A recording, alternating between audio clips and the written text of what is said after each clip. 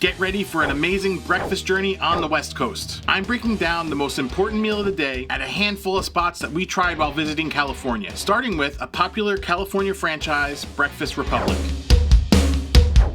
Breakfast Republic has about 20 or so locations and touts themselves as an innovative breakfast destination that locals and visitors will flock to when they're in search of a fun and unpretentious place to begin the day. That's a mouthful. We visited one of their locations in San Diego. The visual from outside is fairly impressive, and the building definitely stands out as different in terms of the architecture of the neighborhood there. Inside is definitely warm, modern, inviting. It at least feels like a good place to have breakfast. An important thing to note as you enter is that they have Christopher Walken right there in front as you walk in, and that's to remind you they don't do reservations, walk-ins only.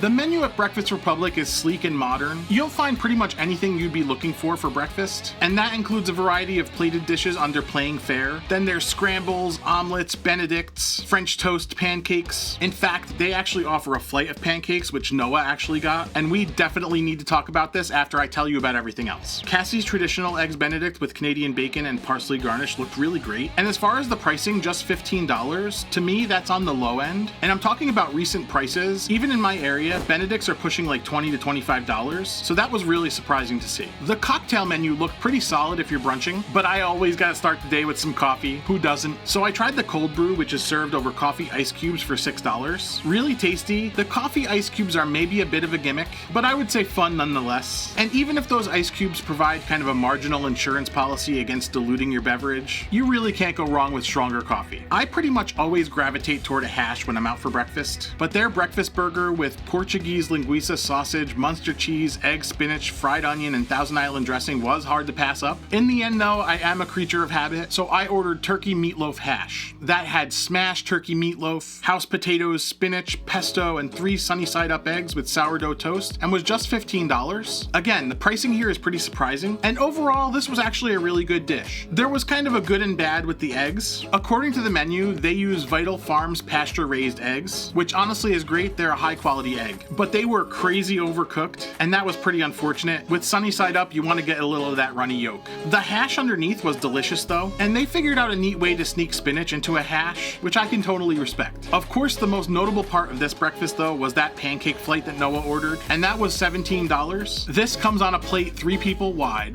and like I said, it's seriously impressive. The 3 pancakes that were on his plate were pineapple upside down topped with brown sugar, pineapple, and pineapple whipped butter, Oreo cookie, which are chocolate pancakes with cream filling and Oreo cookie crumble, and just a simple buttermilk pancake with butter and syrup. He absolutely loved every single bite, just about as much as another pancake flight, which I'll tell you about later in the video. These pancake flights seem to be kind of a common theme at breakfast in California, which I can totally get behind. If you can get behind pancake flights too, give this video a like and consider subscribing for even more amazing food breakdowns. The next breakfast I want to talk about is one that ain't cheap, but it's definitely worth trying at least once, especially with kids, and that's the character brunch at Goofy's Kitchen inside the Disneyland Hotel in Anaheim, California.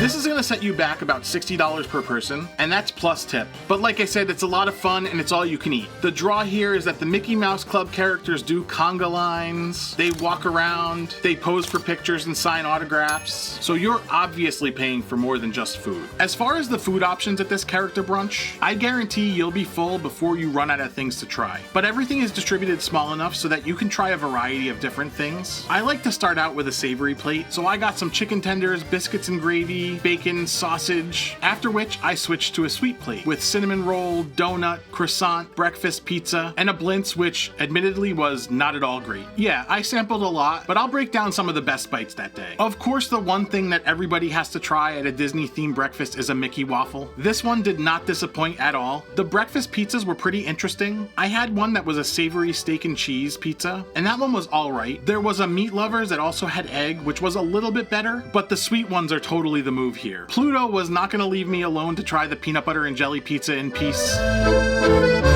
It was pretty good, but not as good as that strawberry Nutella slice. If there's one thing you need to try in this entire buffet, that is it. They also have a Nutella donut, which is fine, but it really was not as good as that Nutella pizza. The next spot has locations across America, but we just so happened to check it out in San Diego, Hillcrest to be exact, and that's called Snooze AM Eatery. This place was also really warm and inviting, and it has kind of like a late 60s, early 70s vibe and decor. Actually, this ambiance felt vastly different from the Breakfast Republic, which I would classify as more modern, but both were very comfortable if that makes any sense. Menu-wise, Snooze offers the full range of breakfast and brunch classics. They also have a pancake section, which you know I have more to say about, and also Benedict's, which is where Cassie sticks to on the menu usually. This time she tried the Bella Bella Benny. That one had thin slices of prosciutto, Italian cheese, and poached cage-free eggs on toasted ciabatta, and was topped with a house-made cream cheese hollandaise, as well as balsamic glaze, Dijon vinaigrette, and Parmesan dressed arugula, and that was $17. Ciao bella! It looked amazing, just like the coffee that I ordered. We need to talk about how I'm a big fan of coffee barista beverages. Even at home, I'll make a simple cold brew that'll get me through the week, but I really love my espresso beverages. So at Snooze, I had the opportunity to get my favorite drink actually served in a real glass inside of a restaurant along with my breakfast. I just had to do it. And that's the cortado, which is 2 shots of espresso served with 2 ounces of steamed milk. It was absolutely perfect and priced pretty well at $5. What's special about this drink to me is that perfect amount of steamed milk sweetens the coffee just enough without having to add anything to it. It's amazing. For my meal, just because $40 of California takeout Mexican food wasn't enough earlier in the week, I tried the Snooze breakfast burrito. It's a flour tortilla filled with scrambled eggs, hash browns, black beans, cheddar and jack cheese, and then topped with pico de gallo and green chili and ranchero sauces. This was just $15, and they also advertise cage-free eggs, but it's important to note there's nothing that comes on the side with this. It is massive though, and the potatoes are inside, so no big deal. I actually didn't notice that there wasn't any meat inside while I was eating this. Because everything inside and the sauces outside were so hearty, I didn't even notice. I do love the contrast between the vegetal green chili sauce and the more tangy orange ranchero sauce, which they're obviously fresh sauces. It's like a Jekyll and Hyde of burrito flavors. Very tasty. But like I said, we need to talk about this pancake flight. And I gotta say, oh man, Noah really ate good on this trip. Again, this place presents it on a plate that's 3 people wide, and in contrast to Breakfast Republic, Snooze has some pretty fancy pants pancakes on there. Strawberry shortcake, which are signature buttermilk pancakes topped with strawberry coulis, fresh strawberry mascarpone, almond streusel, and vanilla cream. Then there's cinnamon roll, signature buttermilk pancakes with white chocolate chips inside and topped with caramel, signature vanilla cream, cinnamon butter, and candied pecans. And then pineapple upside down, which is a signature buttermilk pancake with caramelized pineapple chunks, vanilla cream, and cinnamon butter. Again, these are fancy pants, maybe a little bit more fancy than Breakfast Republic, but both places are equally impressive. Again, around $15 for this just sounds like a crazy deal. Of course, we had some simpler breakfasts while we were out in California, and yes, we did manage to squeeze all of this sugar into one trip. Don't worry, I'm still working it off.